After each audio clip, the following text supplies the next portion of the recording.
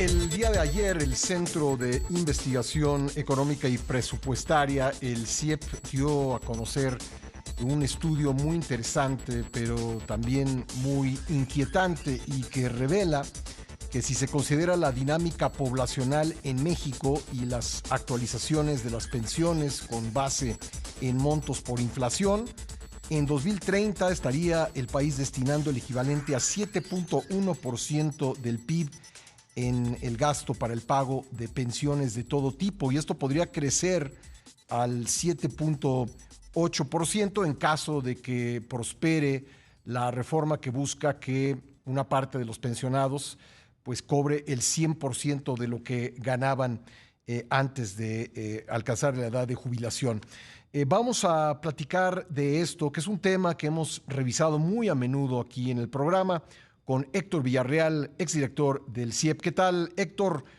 Bueno, Héctor también es profesor investigador de la Escuela de Gobierno del Tecnológico de Monterrey. Héctor, buenos días, ¿cómo te va? Bien, Pascal, muchas gracias por la oportunidad de platicar. Bueno, veníamos diciendo un poco, atendiendo la lógica que por el incremento el envejecimiento de la población en México y también los incrementos constantes que ha tenido la pensión de adultos mayores, por ejemplo, que llegaría un momento en que las finanzas públicas estarían absolutamente presionadas. Y o los datos que ustedes revelan, pues me dicen a mí que estas presiones muy grandes sobre las finanzas públicas podrían ocurrir antes de lo que nos imaginamos, ya para el año 2030, hasta 7.8% del Producto Interno Bruto para pagar las pensiones, Héctor. Sí, yo estoy de acuerdo, Pascal. Mira, incluso ya ahorita en el 2024, y una discusión que yo te agradezco mucho, que tú siempre hayas abierto esta ventana ahora sí que para que se discutan las cosas, ya ahorita en el 2024 nos está complicando bastante la vida. El gobierno federal gasta 5.8% del PIB, algo muy cercano a los 2 billones de pesos es su gasto en pensiones. Entonces, lo que está diciendo el CIEP, ahí con una metodología estadísticamente muy robusta, dice, ¿sabes qué? Si no se hicieran reformas, este gasto se te va en el 2030 se te va a 7.1% del PIB. Ujú. ¿Por qué? Porque pues, por ley 73, toda esta parte de beneficio definido tiene un crecimiento enorme y un programa muy generoso de no contributivas actualizado por inflación y por la gente que se sumaría. Entonces, ya de entrada, Pascal, dices, a ver, es muy probable que pasando la elección, una de las primeras discusiones que venga es ¿qué vamos a hacer? ¿Cómo vamos a pagar esto? Ujú. Pero si nos faltaran problemas, echándole gasolina a la hoguera, pues las primeras propuestas que salieron de las dos candidatas son incrementos a pensiones. Esto te podría meter hacia 2030, algo así, subirte otros 200,000 millones de pesos el gasto. Entonces, dices, a ver, sí estamos frente a un problema de finanzas públicas muy serio. Entonces, pues, de nuevo la pregunta, ¿qué vamos a hacer? Sí, ¿qué vamos a hacer? ¿Cómo vamos a pagar esto? Porque bueno, aquí hay, diré una obviedad, pero pues aquí hay muy pocas soluciones. Nos endeudamos más para pagar esas pensiones, o pues buscamos la manera de incrementar nuestros ingresos, lo cual no sé si se pueda hacer, por lo menos en el corto plazo, o empezamos a recortar pues otros gastos, que algunos de los cuales podrían ser fundamentales, como salud y educación. Que de hecho ya han sufrido recortes, por eso, precisamente en el micrositio de CIEP sobre pensiones, tienen esta gráfica donde tú puedes ver el aumento del gasto en pensiones y cómo infraestructura, salud, educación se te van cayendo. Ujú. Entonces, yo creo que sería una gran ironía, Pascal, que hiciéramos una reforma fiscal, probablemente una reforma fiscal relativamente pequeña, y que todo se lo comiera pensiones. A mí me parece que dejaría muy mal sabor de boca, te dejaría vacunado a ya no poder hacer más cosas y como muy bien mencionas, las presiones para gasto público en muchos temas fundamentales del país ahí van a seguir. Entonces, cuando nos preguntan, oye, es que este tipo de resultado te presagia una crisis macroeconómica?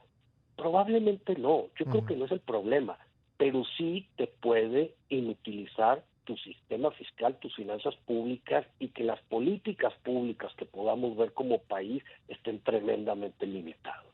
Héctor, tengo que hacer una pausa ahora, pero me gustaría preguntarte, regresando del corte, habida cuenta de estos resultados, pues ¿cuál es el tipo de reforma fiscal que se requeriría? Evidentemente no es una que pues nada más maquille las cosas, parece ser una de mayor calado, pero ya nos lo dirás.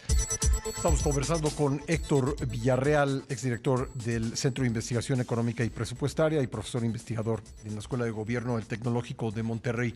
Héctor, te preguntaba, en vista de cómo se podría incrementar la parte del PIB que tendríamos que destinar a las pensiones, que podría llegar incluso a 7.8% en 2030, ¿cuál es el tipo de reforma fiscal que se tendría que hacer y que seguramente pues si hay responsabilidad, yo diría, tendría que ser una de las primeras acciones que promueva el próximo gobierno? Muy probablemente, Pascal. Mira, en nuestra opinión, eh, yo creo que esta reforma o este replanteamiento fiscal, porque probablemente debería ser algo más grande que una reforma, yo creo que debe consistir en tres patas. Una de ellas, empezar a platicar con los gobiernos subnacionales, particularmente los estados y la Ciudad de México, las entidades federativas, decirles, bueno, a ver, responsabilidades.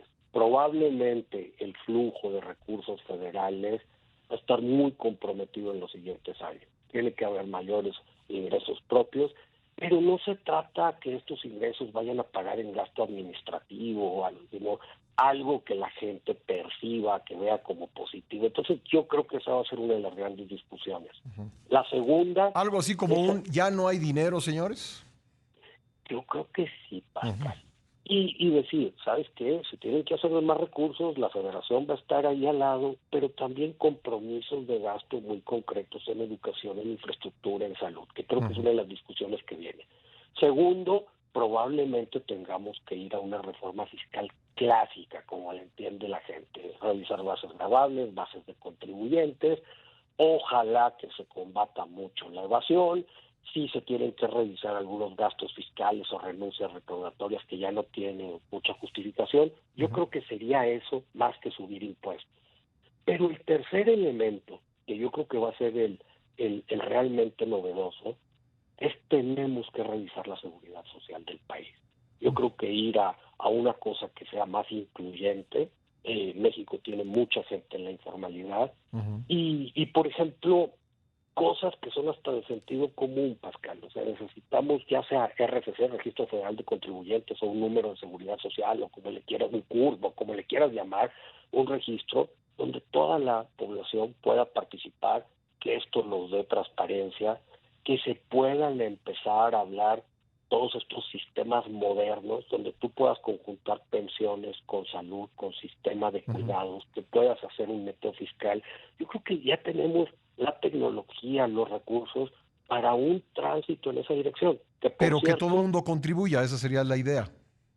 claro, que todo el mundo contribuya, pero también, por ejemplo, podrías empezar a integrar ahí muchos de los programas sociales.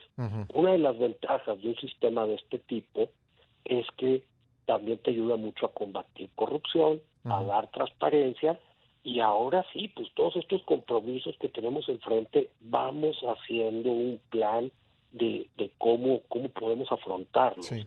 Que también cuidemos, pues ahora sí que a futuras generaciones, porque una cosa como la que nos estamos metiendo, Pascal, va a tener a muchos jóvenes enojados y Sí. con justa razón. Héctor, ¿qué opinas pues de las discrepancias que se han encontrado entre el número de pensiones de adulto mayor que existen y la población que probablemente existe, que tiene ya edad de recibir ese beneficio? Se habla de que podría haber una diferencia de 1 millón. ¿Cómo zanjamos esa discusión y cómo la podemos aterrizar con datos para saber si exactamente se nos está yendo dinero público por ahí? Mira, yo creo que precisamente con un registro como el que te platico, Ajá. la verdad es que ahorita no existe, entonces hay dos bases de datos ahí diferentes que tienen esta discrepancia. Por ejemplo, una de ellas no necesariamente considera mexicanos que cumplen con la edad para una pensión de ese tipo, pero que llevaban mucho tiempo viviendo fuera de México, que Ujú. pueden estar en Estados Unidos. Entonces vienen, se registran, te pueden estar cobrando.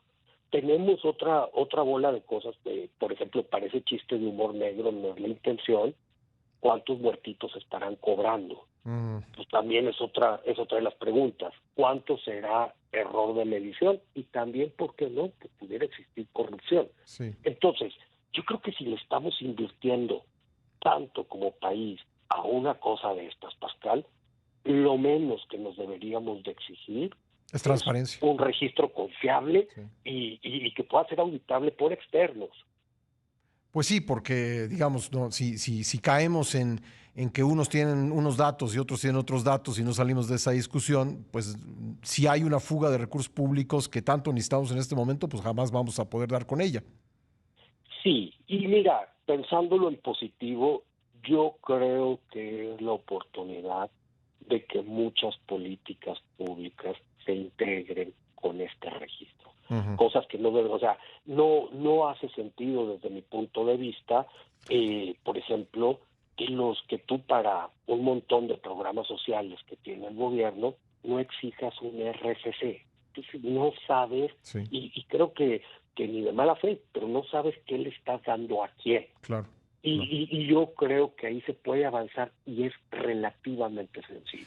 Pues Héctor, ahí están algunos datos importantes del estudio que el CIEP dio a conocer el día de ayer y qué tendríamos que hacer para tratar de evitar este tsunami que se nos puede venir encima. Te agradezco mucho, Héctor, como siempre, te mando un abrazo.